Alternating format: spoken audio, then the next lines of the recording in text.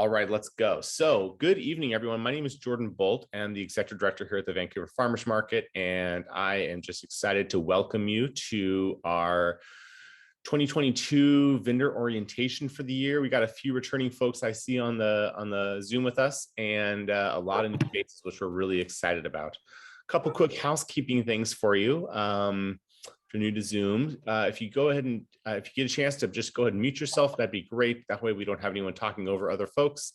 And at the bottom of the chat, if you get a chance to sign in, and some people are already doing it, just give us your name and your business. That's how we'll keep a track of who is here, and it'll give everyone else a chance to see who's on the call, which is exciting.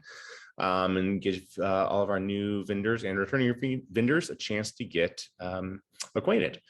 There's definitely going to be time for questions here. So if it feels like we're going a bit fast, that's because we really want to give you all time to ask some questions or type some questions in. So there'll be definitely time at the end for questions. We can stick around a little bit longer to chat with folks as well if you'd like. Also, please make use of the chat box here after everyone signs in. Our staff will all be monitoring that throughout the evening. And if you have specific questions, you can drop them in there and it'll be great. So that's a good way to get started. So next slide, please.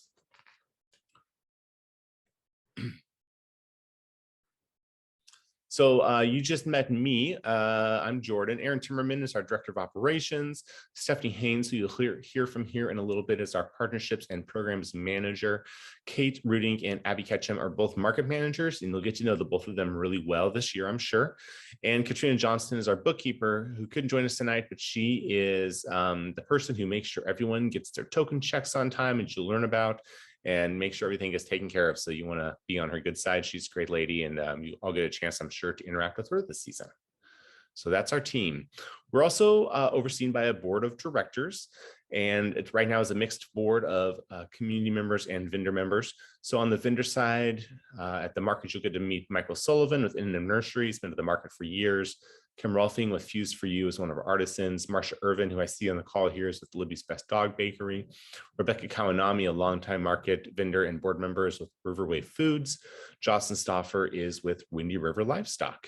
And so we love having vendors bring their expertise to the board. And on the community side, Lizzie Safransky is our current board president, and she is with Evergreen Consulting Group. Earl Frederick, who a lot of our farmers have gotten to know, he runs the culinary program at the Todd and Maxine Culinary Institute at Clark College. Bill Belden, another longtime board member, is with the Washington State Board for Community and Technical Colleges, and Julie Ahrens works with IQ Credit Union. Next slide, Kate. So you're going to get a lot of information tonight, and so hopefully we can help keep it all clear and straight for you. But just some hours and dates for you looking forward into the 2022 season. Our downtown market, which opens here in just a few weeks on March 19th, is through October 30th, and that's a Saturday-Sunday market. It's 9 to 3 on Saturdays and 10 to 3 on Sundays. We definitely have people who just choose one or the other, lots who do both. So lots of options there. Opening June 16th, we'll have our East Vancouver Farmers Market, which is a midweek market Thursdays, and our applications just open for that. So if you're interested in a second market, and you can apply for that or get a hold of one of our staff and they can talk to you about that opportunity. And our fall market, which actually happens at the exact same location as our downtown market, takes place just on Saturdays, and that starts November 5th and goes right up to the Saturday before Christmas, December 17th this year. So those are the markets we're running. And then finally, for my part here, we just always like to take a moment just to let you all know, like, even though we have a staff, we have a board, volunteers week to week are just so important to making sure the market runs, keeping things set up and the market clean and functioning and dealing with all the customers and helping just around the market in a lot of really important ways. So during COVID, they were just absolutely invaluable. There's Tim, one of our great volunteers during that time. And so if you have a friend of the family or someone, part of your group, or, a kid who needs some volunteer hours, we have lots of opportunities. So please let us know, reach out to us, and we will get someone connected with them to get someone tied in as a volunteer at the market and joining the team on that side. So that'd be really exciting. So that's sort of my little intro. Hopefully it didn't go too fast, but like I said, plenty of time for questions. I'm going to turn it over to Abby Ketchum now, and she's going to sort of give some logistics about the market to you guys.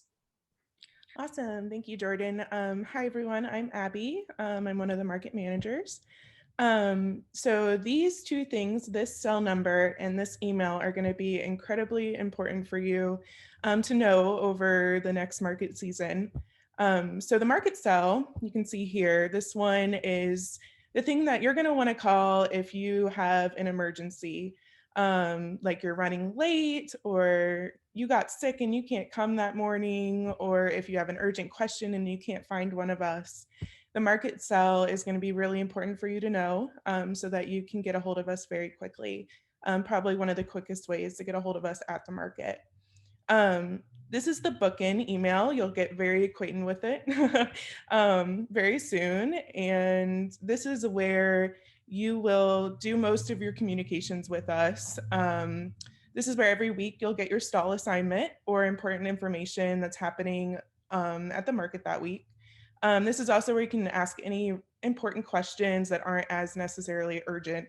Um, and you can also put in your requests. So if you need to cancel for the week, you can do that here. Or if you would like to maybe add in a weekend, you can ask to do that here as well. The main thing we request is that you do this by Wednesday, the week before, the week of the market by 5 p.m. And you're allowed to cancel up to 10% of your dates. So moving on, here's the information booth. It's also our EBT booth. And this is located at the intersection of both streets of the market. So on 8th Street and Esther Street. We'll have a big information sign, so we'll be easy to find. This is where you can connect with the management. There will always be one of us there. This is where you can find us if for some reason you can't get a hold of us on the cell phone. And this is also where you're going to turn in your market currency. And we'll be talking about what that means in a little bit. Stephanie's going to talk about that. But this is where you turn it in. This is also where customers can buy their tokens that we'll talk about later. They can ask their questions, they can address concerns. It's also where we keep our lost and found. So if you find something at your booth, you can bring it to the information booth and we'll make sure, or at least try to make sure it gets to the right person. This market is a SNAP retailer. We can process food benefits for low income community members so that those benefits could be spent on grocery items in the market. Again, we'll go into more about what that means for you in a little bit. So next slide. So something exciting this year is we're going to have quite a bit more merchandise. And an offer that we're offering right now is we are having a new design with a sweatshirt. And usually these are going to be priced as $35, but right now we're doing a special pre-order for vendors and they'll be only 30. And so we'll be sending out the link for you to fill out this form, but also it will be in the chat box. I think Stephanie's putting it in there. Yeah, so it should be in there now. And if you could get that pre-ordered as soon as possible, we'll make sure that you can get your sweatshirt for the season. Okay, so some of the really important stuff here where you can get money and also pay your rent. So if you already have an ACH, which is your automatic billing and payments on file with us, and no information has changed for you, then you are good to go for the 2022 season. So if you've been with us before and you already have an ACH on file with us, then you are good to go. If things have changed, then you file a new one. So there are two options on the ACH form. This is where you can do rent deductions on the 15th of each month and token reimbursements. We bill monthly via email. Statements arrive by the 5th and are due by the 15th. And rent can be paid three ways. We have ACH, which is our preferred method. We really encourage you to do that one. We also have PayPal with credit card, but you will be paying a 3% fee. And then also you can do a check mailed to our PO box. And the next slide. So token reimbursement.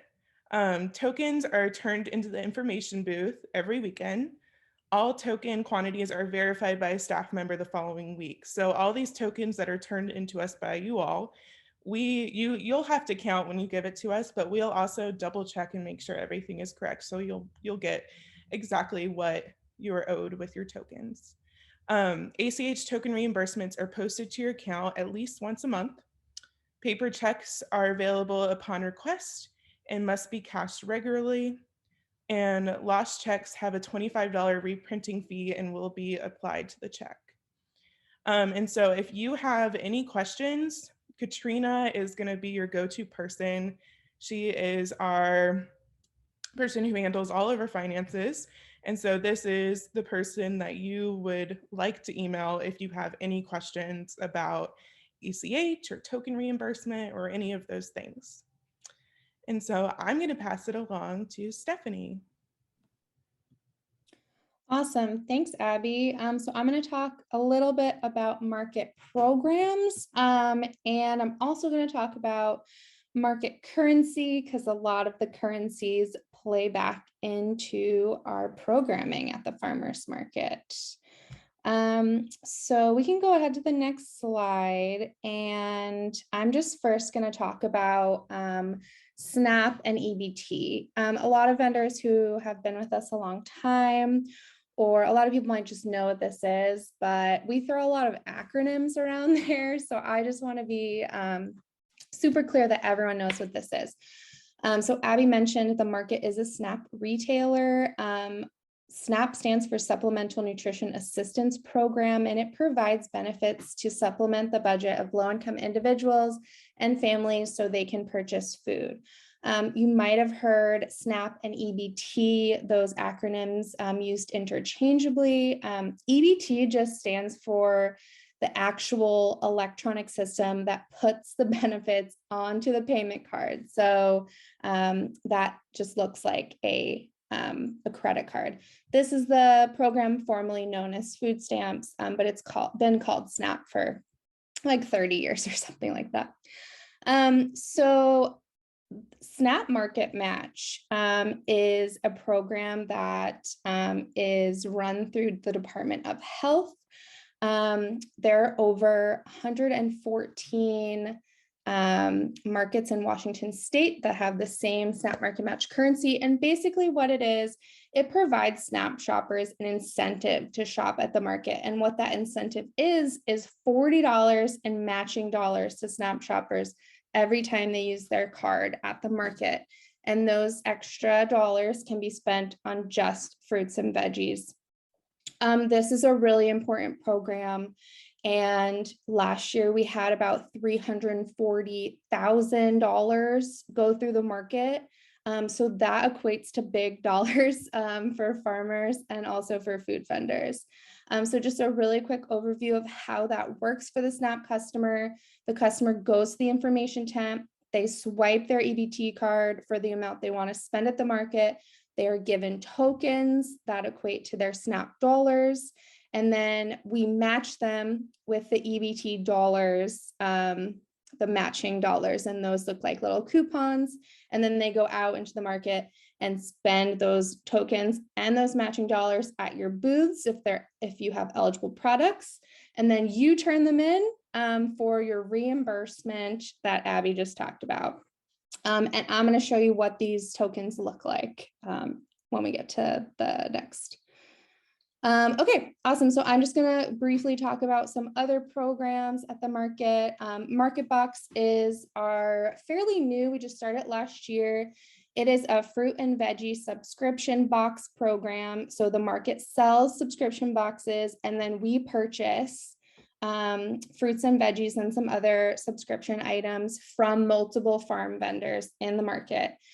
Each box comes with recipes, storage tips, preparation ideas, so that customers can be just successful with seasonal eating.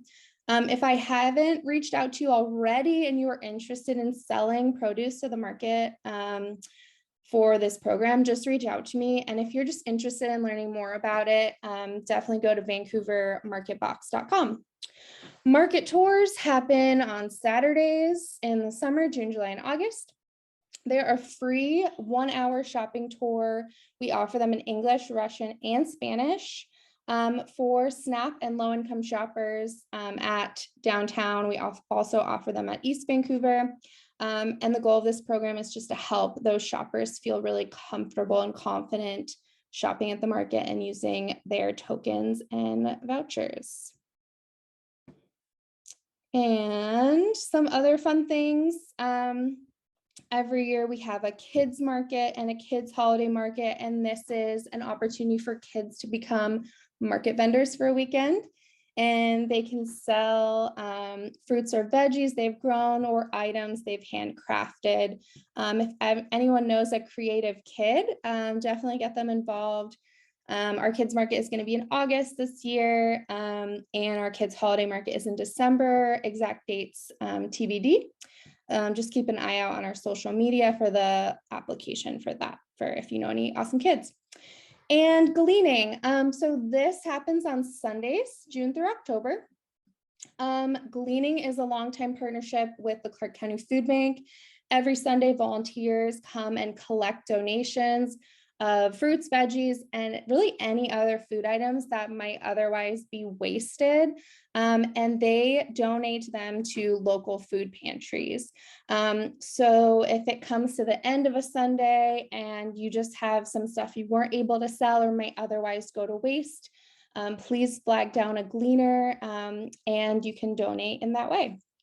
And lastly, Produce Pals is our awesome kids program. It happens on Saturdays and Thursdays at our East Vancouver market, June, July, and August. And kids complete fun learning activities related to farming in the food system. And then they receive a $2 token to spend on fruits and veggies at the market so they can learn how to shop healthy. And all of our programs, most of them at least, tie back into market currency. And I just want to acknowledge that I know this is confusing, and just having a lot of currencies floating around at the market, other than just credit and debit cards and cash, we know it's confusing, and we want to help you understand this in the best possible way and make it easy for you guys. So if you ever have any questions on what currencies you can and cannot take, definitely come ask us before taking that money. Okay, so red $1 tokens and 10 blue dollar tokens are both representative of SNAP or EBT dollars for those SNAP customers. These are valid on any like fruits, veggies, meat, cheese, bread, jam, jelly, honey, any food items you would buy with a grocery store.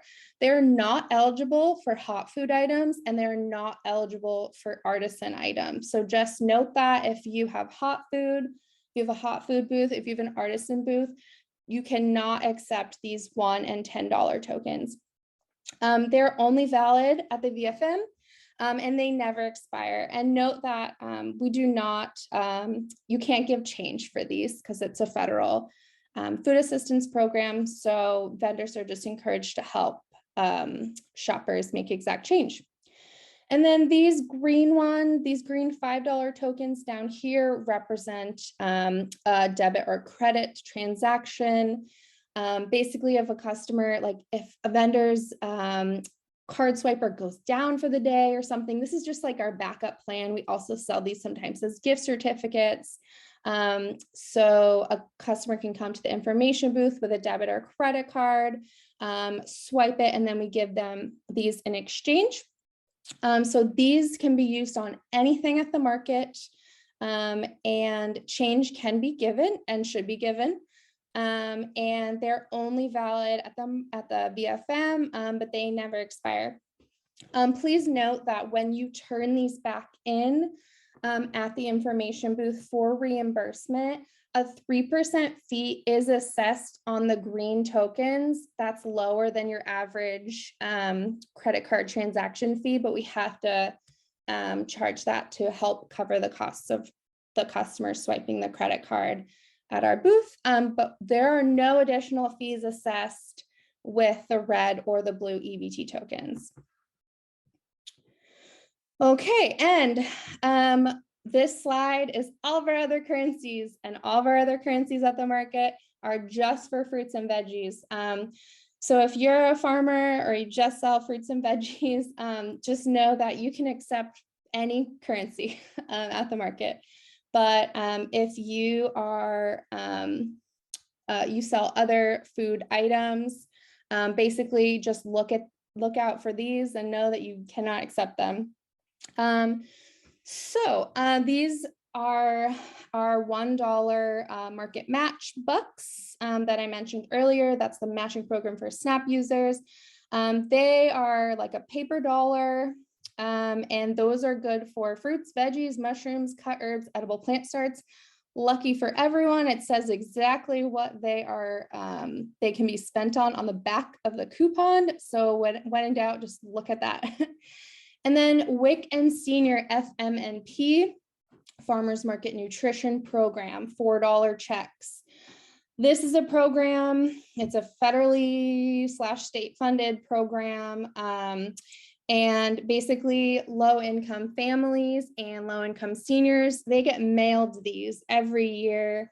And they can be spent at farmers markets and farm stands throughout a number of counties. They're only good for fruits, veggies, mushrooms, cut herbs, edible plant starts. But please note that the senior checks can be spent on honey. I don't know how they got that. That's awesome. So if you are interested in becoming eligible for this program, if you are a farmer, please contact me to sign up for this program. You have to have like a registration number to be able to sign up and accept these checks. And I should be sending out information about that soon once I get information from Department of Health, but definitely reach out to me if you have any questions about that. Okay, Produce Pals, that's our kids program I talked about earlier. These are the $2 tokens just for fruits and veggies. They're also a little bit bigger. They're like 1.5 inch instead of 1 inch. So they're really easy to recognize just for fruits and veggies. And the $1 purple market tour program tokens, those are just our little incentive for our EBT tours that I talked about earlier. Again, purple just for fruits and veggies. And finally, because I know you're tired of hearing me talk about this, the $1 black market match tokens. These used to be the paper vouchers that we have now through the state. We used to use these black tokens. We have discontinued them. They have not been in circulation for about 3 years now. If a customer tries to pay with a $1 black token, no, if you sell fruits and veggies, no problem, accept it. We'll reimburse you for it, but then we'll take it out of circulation. Customers just find these in their pockets sometimes, and that's okay. But if you don't sell fruits and veggies, don't accept a black token. And yes, so we know this is a lot of currencies, and for your ease, every week when you receive a book-in space assignment confirmation on Friday, we attach a currency hot sheet to that email so that you are constantly reminded of what currencies you can and cannot accept. If you are ever worried about an employee not understanding these different currencies, which is totally understandable, just make it easy, print that out and put it in your cash box. So everyone's always on the same page. And again, you can always come to the information booth during a market day and be like, can I take these again? And we'll let you know. And with that, I'm going to pass it along to Kate. Thanks, Stephanie. Real quick, if you joined us a little later after we started, please put your name, your business name in the chat box, just so we can take your attendance.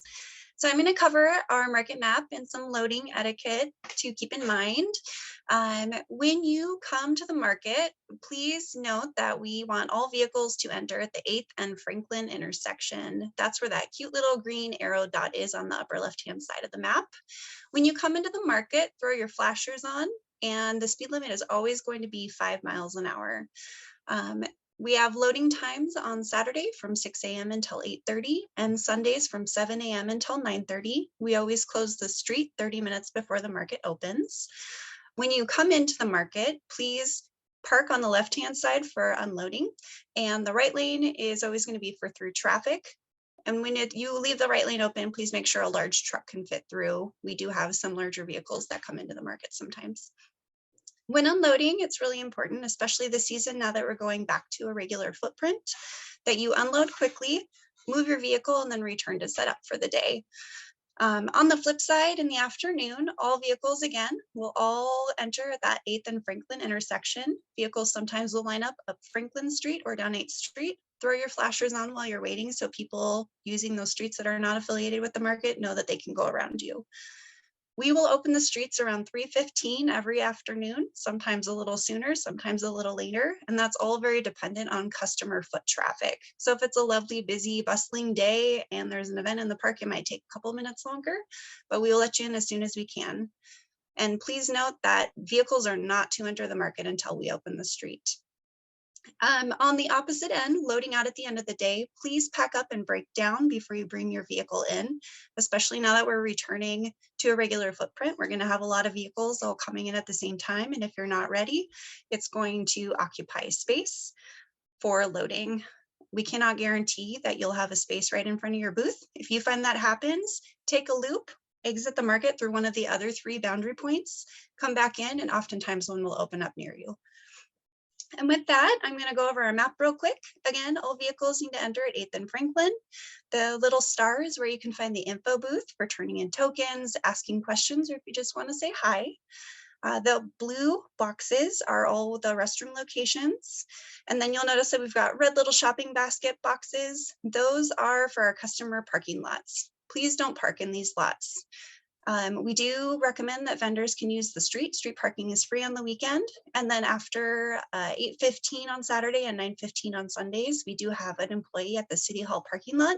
There's a portion at the south end of the City Hall lot that you can use for parking.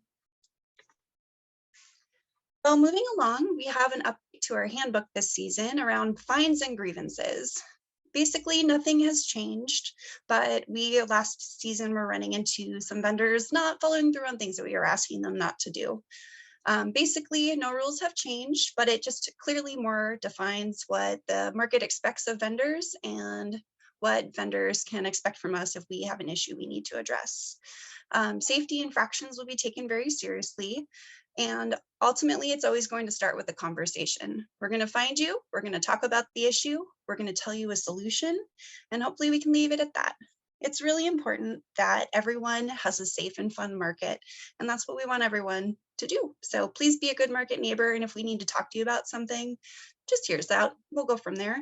Another thing to note is if you have employees working your booth, please make sure that they are aware of all of our rules as well.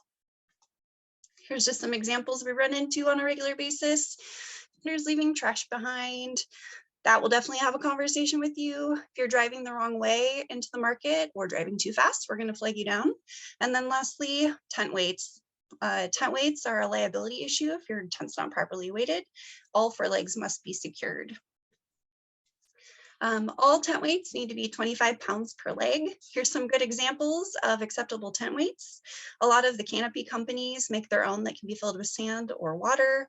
The market, we prefer that PVC piping style where we have a hook on ours and they affix to the joint on the upper part of the tent.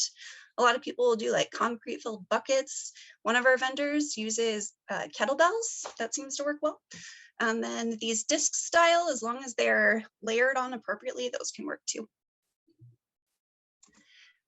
Something else the market is working on this season is waste reduction. So you're probably all aware the Department of Ecology put a new law into effect January 1st on single-use plastics. Basically, all the images at the bottom of the screen are not to be handed out with food items anymore. Customers need to ask for them, or you need to have a self-serve station. Another thing is we're working on putting some water bottle refill stations into the market so we can eliminate the sale of plastic water bottles. We are also reinstating our waste fee. This is going to be a fee to help offset the operational costs that are associated with hot food in the market. People come for lunch, they have a good time, they spend money, they hang out, but it is the bulk of the waste that we see generated at the market. And it's an expensive thing. So keep an eye out for that if you're a hot food vendor. On the note of trash, all vendors must take their personal trash home at the end of the day. Please do not use the trash cans in the market or lining the park to dispose of your personal trash, whether that's your coffee cup from the morning, your lunch, or sampling supplies. That needs to go home with you every day. And then coming down the pipeline, we can also expect some styrofoam bans in 2023 and 2024. 2023 is more focused on packing peanuts. 2024 will be more focused on food packaging like cups and clamshells. COVID changes. Hooray, we're going back to our regular footprint, which means we're going to have a bustling, vibrant market this season.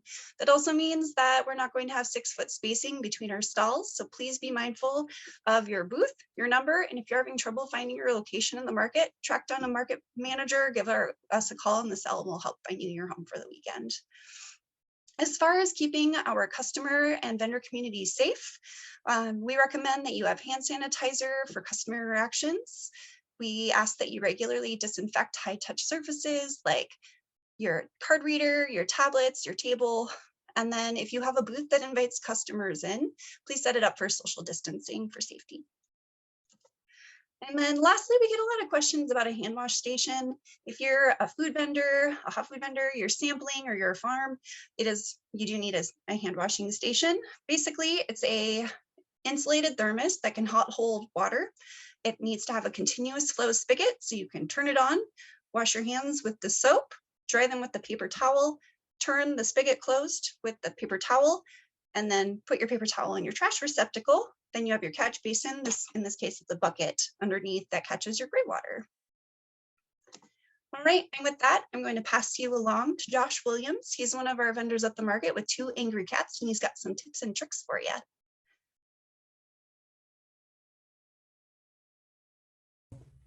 There we go. I need to unmute myself. So thanks, Kate. I'm Josh Williams. I'm the co-owner of 2 Angry Cats Hot Sauce. Just figured I'd have a couple of fun little tips and tricks maybe to give you. So I'm going to go over customer engagement. As we all know, people aren't buying just a product or a service. They're buying an experience. You want to give them a reason to keep coming back to you. And for a lot of new customers, I know you really want to tell your story. You want to give them this whole long speech, but sometimes you just got to keep it short. And then you're going to get those customers that they want to read everything that you have, and they're just not acknowledging that you're there. And sometimes you just got to let them do it. You could talk to them and they'll just sit there and read, and, it's all right just to let them just read all your products. And then, would you like to try any? And then lead with that. And then there's brand loyalty. It's not just Vancouver, but other places, but people like what they like. If they're going to get their coffee from one joint, they're going to get their breads, their baked goods from another vendor, produce, flowers, all that. They like going to one vendor because they know they have it. Like I said before, give them a reason to come back. Give them a reason to every weekend come to your booth, buy your products, go home, share it, use it, whatever. Especially for the new vendors, the customers are going to see you and they're going to want to be like, hey, someone new, let's go check them out. So you want to, like I said, I can keep harping on it, but give them a reason to come back. Have them use all your products within the day, and then have them craving for it when they come back. And then kind of like the last little topic is the market family. We're all in this together, all of us vendors. We're not in competition with each other. We're not trying to outsell our person next to us. You want to have a good neighbor. You want to be able to rely on them in case something happens. Like, hey, I need to go run to the bathroom. Can you look after my booth? Can you look after my little money box or whatever have you? Even just help setting up. It kind of having that nice cohesion together really boosts the spirits, especially on like slow days or when it's just downpouring and you're all just sitting there under your tent, just cold, and you can just kind of laugh it off with your neighbor and just have a good time with it. And something that kind of like, being a hot sauce guy, I like to collab. I'm like, oh yeah, let's put a hot sauce on pizza. Let's put it on the side of your like burrito or whatever. So it's always fun to do something like that. So don't be afraid to collab with other vendors. I know that the Green Grocer has an amazing business plan where they plan on every morning buying their produce from a local farmer if they have it, and maybe having a sign that says like, hey, produce today was bought from or got from this farmer over here. And just kind of giving that kind of shout out, because you'll have customers that'll see that sign and be like, oh, I shop there too, and they have great things, so that means you must have great things. So having this whole working together coercion thing kind of really helps out, not just you, but just everyone around you. And with that being said, I'm just going to go ahead and pass it off to Jeff Kim from Holly's Flowers to kind of give his opinions and ideas. Thanks.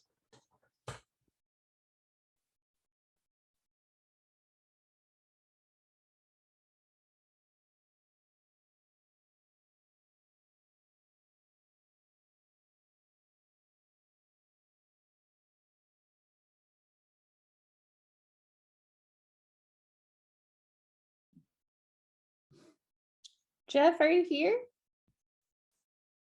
think I see you. I'm going to ask you to unmute.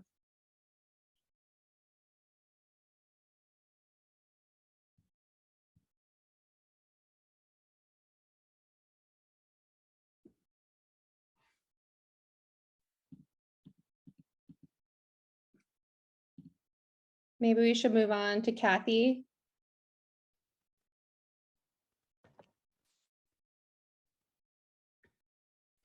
All right, I am Kathy Johnson, and I am from Farm Made Soap, and I am just going to talk with you a little bit about how to put up a fantastic display. All right, so one of the first things that people want to know is they want to know who you are and what you have, and signage is super important. So you can see right here on this booth that you can tell that it's a farm and who they are. And it's also really important in this, you can see how bringing different levels into the booth really draws your attention to the booth. It's very interesting and it's eye-catching, and you just want to really pull people towards your booth because they can see all of your different things. If all of that produce right there was just laid flat on the tables, it would be very difficult for people as they are walking by to see what is at this booth. You'll also notice that on these individual near the produce of each different kind, they have the prices on there. People really want to know how much things are, and they prefer to not have to ask, because they're afraid oftentimes that if they ask, then if it's more than they want to spend, they might be embarrassed, or maybe you're with another customer. So signage that is clear is really important. All right, we'll go to the next one.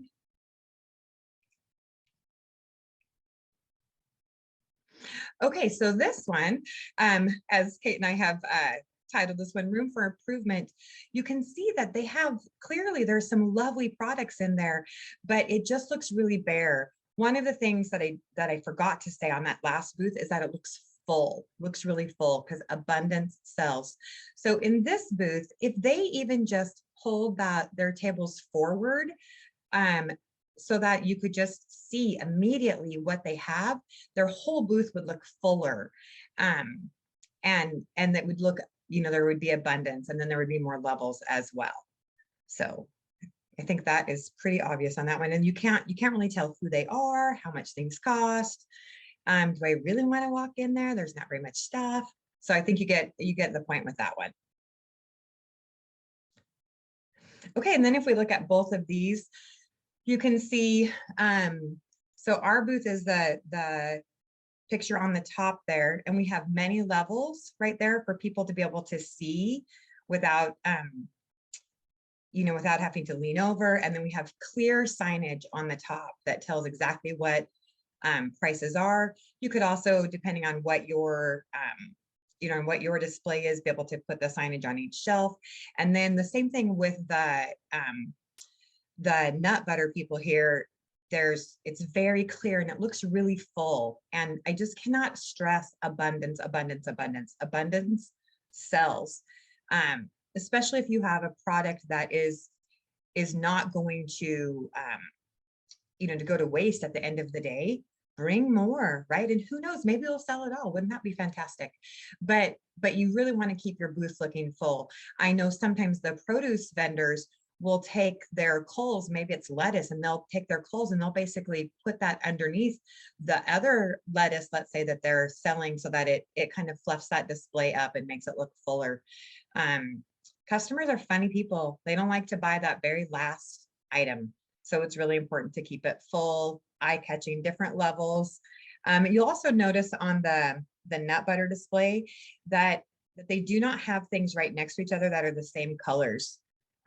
Just again to make it a little more eye-catching. As you see on the bottom of our verbiage over here on the side, to consider the customer flow, that is a really important thing that sometimes we kind of forget about as vendors. And just to think about when you have a couple or two girlfriends who are out shopping for the day, or maybe it's a family, and once they enter your booth, whether you have your booth set up as an inside view, let's say, or you have your stuff set up on the outside, once they are there, how many other people can shop? And do they fill the whole space? And is there a way that you can set stuff up so you've got room for more than one group of shoppers to shop at one time? So that is an important thing to consider. And as Kate mentioned as well, to try to take into consideration some spacing if you can. So I think, Kate, is that my last slide, I think? And it's, oh, there we go. One more, sorry. Yes, and use your customer's eyes to, they'll tell you where they're consistently looking. So if you feel like, gosh, my very best product isn't selling, when people walk up to your booth, pay attention to where they look first, and then move your products to there, right? Or maybe you've got something that's going to be your focus of the week. Again, move that product where people tend to go to first. And then it's interesting too, right, with our customers' eyes, as the Angry Cats guy was saying, sometimes customers don't want to talk, and their eyes will tell you, just like he said, right, that his customers oftentimes will be just reading. And it's really true. When they look at you, then it's kind of like, that's kind of like your, them giving you permission to talk with them. So just pay attention to what your customers are telling you with their body language. And then the whole thing of practice, right? Like practice and change it up. Change it up. If the display isn't working how you want it to work, don't be afraid to change it. Even in the middle of the market, if it's a simple change where you can move just some product around a little bit so that you can, like I said before, focus on something that maybe isn't selling like you think it should be, or something that you need to move. Maybe you have a product that you need to move because it's going to spoil if you don't get it moved, right? So bring that into the focus and just practice and have fun. The vendors and the customer base at the Vancouver Farmers Market is a fantastic group of people. We have been vending there for a long time, and it's because we enjoy the people. So this, from the staff to the vendors to the customers. So I think that is it. Thank you so much for listening to me. I am always welcome to share any tips if somebody has any questions. We have two big red canopies and we're pretty easy to find. And with that, I will pass it off to, I believe it's Jordan. Thank you. Thank you, Kathy, and everyone else for presenting. I know that you all probably feel as though you just drank out of a fire hose of rules and regulations and best practices. And so I want to just let you know I recognize that, and hopefully you're not too overwhelmed by that. We're nearing the end here, and just want to let you know that if you have questions, get those ready for us, and also know that our staff is always available to help you just throughout the season. So if you have specific questions on programs and stuff like that, just reach out and we'll happily walk you through it and make sure we are giving you the exact answer your business needs, because everyone's needs are a little bit different. I want to talk really quickly about some social media stuff for you all, and then we will jump into some questions. And so we have a group that does some of our social media for us, and our staff is really involved as well. And in the past, we have really worked to promote our vendors and help them be successful in this. We have lots of training resources, and I know more and more as we go on, our vendors are so well versed in social media and in their different promotional techniques. So I don't want to spend a lot of time on this, but if you want to hear more, come talk to us and we'll help you out there, get you to some training and some access to some resources. Some things that we have just found to be really successful with our vendor and customer interactions are, if you have, things like markets, weekly specials, you can keep going through there, Kate. Yeah, we got a few slides. If you have some specials, if you have some behind the scenes, if you're making products or harvesting products or working in your shop, whatever the case may be, people love to see that. People love hearing about your customers, and they love hearing and seeing themselves. So customers, if you have a really regular customer who wants to be highlighted in your social media, that's great. Any sort of exclusives and sneak peeks make people feel special. We see vendors use that really well. Collaborations like Josh talked about, we have a lot of vendors who do a lot of different like collaborations between products and that kind of stuff. So definitely want to sort of just lift up your fellow vendor. If you're doing a contest and if you're doing a national day, and there's a national day for everything. And the cool thing is, if you don't feel there's a national day for your product, you can make your own, and we will help promote it. So make sure to take advantage of that and get people involved. There's also a lot of free tools available to you out here. This is just some of them, and there's so many more available that just literally come online every day. So Bitly is a way that you can just shorten a link in your post if you need to put a link to your website or whatever, and you don't want to type a really long something in and have that take over your whole Instagram or your Facebook post. You just have a clickable link there. Canva, if you are not a graphic design wizard, Canva is there for you. It can be free or very low cost software to give you access to really cool designs. A lot of our vendors use it. Over offers some graphics. Vimeo is a video editing tool that has, again, you can use it on your phone. You can do real-time editing. We do this for our videos. And then Later is a really nice thing for us, and I think it is for vendors as well, because it's a way for you to schedule posts ahead of time. So you can spend some time in the evening, write up, design, type your posts out, say what time you want them to go live, and then forget about it for the weekend. And you can just focus on your business, because if you're anything like our staff, sometimes we're trying to get stuff out, and we find ourselves at around closing time going, oh no, we need to make sure to get some stuff on Instagram or on Facebook or whatever, and the market's already coming to an end. So that just helps with that. And then this is, like I said, keeping it short and sweet here. The most important thing you can do is, if you would like to, is just to tag the Vancouver Farmers Market in whatever your post is, if it's connected to us. One thing we like to do is we have a lot of followers and a lot of people on our social media, and we want to just be able to elevate your story. And so whatever that is, we want to be able to get it out to our customers as well. And so the way for us to do that is if you tag us. And the reason is, I hope you aren't offended by this, but with 200 plus vendors, we don't watch everyone's individual social media accounts all the time, every day. We just don't have time for that, right? But if you tag us, it comes right to us, and we know that someone tagged us. And sometimes we get a lot of them on a given weekend, so we might not get to everyone, but we do our best to take those tags and repost them on our accounts so that all of our customers can see it. So just a really important way to help us help you if you think that would be a good fit for you. So that is sort of my very, very down and dirty quick spiel on social media, but it's a really popular thing for vendors. And a lot of you already know, a lot of our new vendors, I've been on your social media already. I've seen what you're doing. And so this is something that a lot of you already do an excellent job of. So we're excited to have more of that in the market. So that is it for social media. And now is our chance for some questions. I'm going to open it, have our staff take over here, but I will be available as well. We have some questions that landed in the chat that we can answer. And then if you want to take a chance to ask some questions out loud, go ahead and unmute yourself, introduce yourself, and ask away.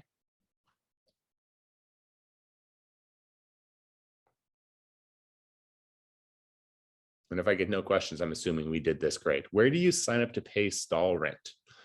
So the information booth that you saw there is where you can come to talk with one of our managers on the given weekend, and they can get you signed up. You'll also get an email with an ACH form in it. And so you can fill that out and send it back to us, and then we will get you signed up to do that all digitally.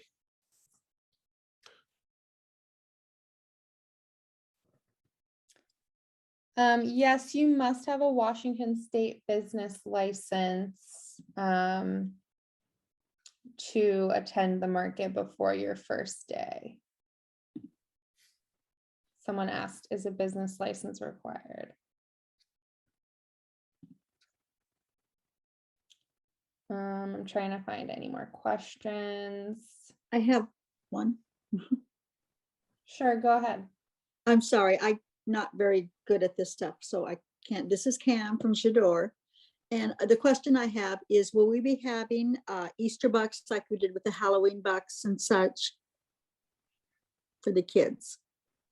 I don't think we have any incentive kids programs planned for Easter, no, but we will do them in the fall. Thank you. Yep. I saw a question where it said, how are booths assigned? So your spaces are assigned. Kate and I are actually spending this week going through and mapping everyone. And they're basically assigned where we take in all of your different things that you would like. So if you would like to be in the shade, or if you would like to be on Esther Street, or you would like to be on the north side of wherever, or you want to be by so-and-so, like we take all those things and we try our best to make them work. Sometimes we just can't, sadly, because there's only so many spaces on each street and in the shade. And but it's kind of a weird science in figuring out how booths are assigned. But the people who come every week, we try to keep them in the same spot. And then we kind of work around those for the people who are a little less frequent at the market. There is a question about brand recommendations for tents. The market really likes caravan canopies. There's a lot of different brands out there that are available. Please stick to a 10 by 10 footprint. And we always recommend getting a steel frame versus aluminum. They're a little more industrial and they hold up better to all the elements. And we do, last season we saw a lot of wind, and the steel frames definitely survived more than the aluminum. I see a question from Ashley. Has the market considered putting a hand wash station near the north toilet? Yes, our north toilet this year will have a hand washing station inside the unit. Yay. We had another question. Where do you sign up to pay stall rent? We will be sending, like Jordan said, we will be sending out, or someone said, we will be sending out the ACH direct deposit form to everyone before the market season starts. You can fill that out and turn it in. We'll also have copies at the information booth. I see a question from Emily Murin about schedule adjustments. So basically, the schedule that you submitted on Management Market when you applied is what we map you off of. If you are like, oh, I'm going on vacation in 4 months, and you let us know with an email to book in, we can adjust that. If it's something it's the week of, where you're like, oh, I can't come this weekend because of X, Y, or Z, that's something that needs to happen by Wednesday at 5 p.m. Please email bookin. We love paper trails just so we can refer back to these things if we need to. We also find it to be really helpful in writing, just because they're, like Jordan mentioned, we have 200 vendors this year. It's a lot of people to keep track of. And then also we do have that 10% forgiveness policy as long as the cancellation is made by 5 p.m. on Wednesday prior to the market. Kate, we have a question. Are plastic cups with a toothpick with samples okay? Do you know if that's okay based on The single-use plastics. Plastic ban? That is a great question, and I am happy to follow up on that. As far as I know, we like paper cups. If you can do paper cups instead of plastic, that would definitely be an easy solution. Single-use plastics, technically, if you're sampling to somebody, they're asking for that serviceware, so that would fall into that category. But I can certainly follow up with everybody about that specific question. Another question just came through about hot food vendors. We have more of a food court. It's at the south end of Esther. We have a few food trucks, and then we have like a pod of all of our hot food vendors for the majority of our market.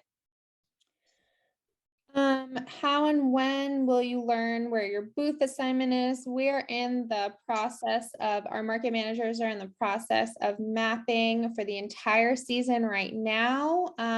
It is a giant puzzle to get everyone's schedules to work. So thank you so much to our market managers working really hard on that. You will be able to see that assignment on your Manage My Market account once it is complete.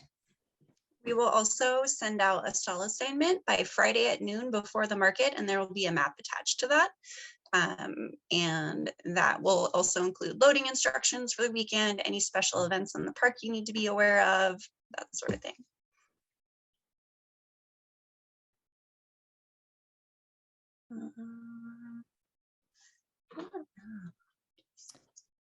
There's a question about, will music return, and if so, where?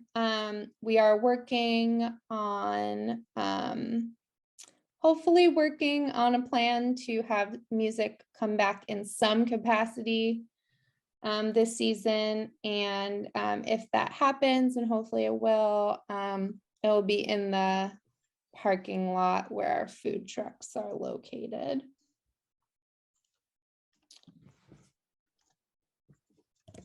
Am I missing any questions?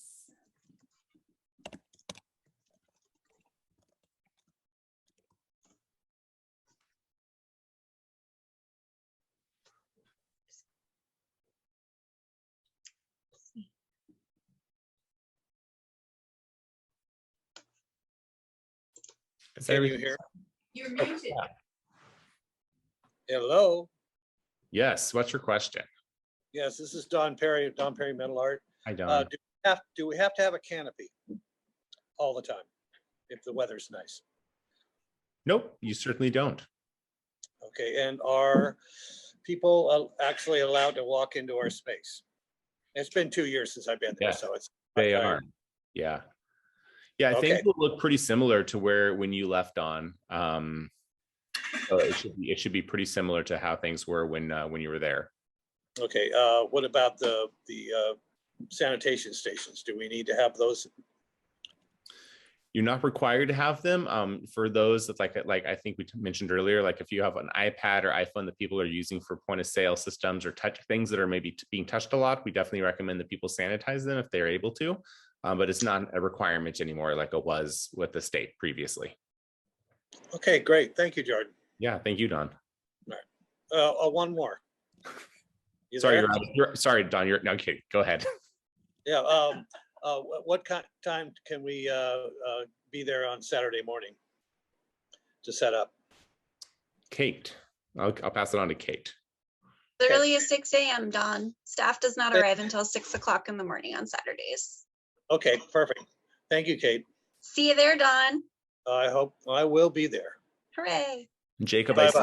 I see a question there from Jacob about the list of events in the park. We didn't talk a lot about this, and the events have been shut down. Estrustart Park, with vendors who've been there before know it's a really busy park during the summer season, and events are coming back this year, but they have not released those yet because they're working through them. We definitely will be sending them out. Usually in the emails that we send out weekly, there will be like what's coming up that week and the following week, and also like in a vendor newsletter, we'll give people some calendars, and so you'll know what's happening there. So there will be a couple opportunities to kind of know what's coming and when. Feel free to check out the City of Vancouver's event page. I'm assuming they'll update it eventually. They're understaffed right now. Oh, All right. Well, I think we'll do a I have last one call for questions. I'm sorry. Yes. Please, I'm sorry, I just can't figure out how to That's type. okay. This is Cam with Chador. Do you know if the city is going to be able to get the playground back up? Yeah. Well, I shouldn't say yes. I don't know, but I do know they're working on it. So they for those who don't know, the playground at Estrustart Park, which is a very popular place, was burned, had some arson over the winter. So the city tore it out last week, and they can't replace it since it's over 20 years old. They don't make the parts for it anymore. So there's already plans for a new playground to be built that was going to go in at the end of 2022. And it's going to be a really cool playground, and they are working right now with a couple donors and some sponsors to try to move that up, but no word yet on the timeline. Okay, But they are working hard to get that replaced. There's a lot of public and political pressure to get that replaced as soon as possible. okay, thank you. Ashley wants to know why they didn't burn the toilets down. Don't worry, they vandalized those. Those are also going to get replaced. So don't worry, they got everything. It's been well taken care of. Any final questions? It's 7 o'clock and I want to honor everyone's time. If you want to stay on, we'll stay on for 5 more minutes Yeah.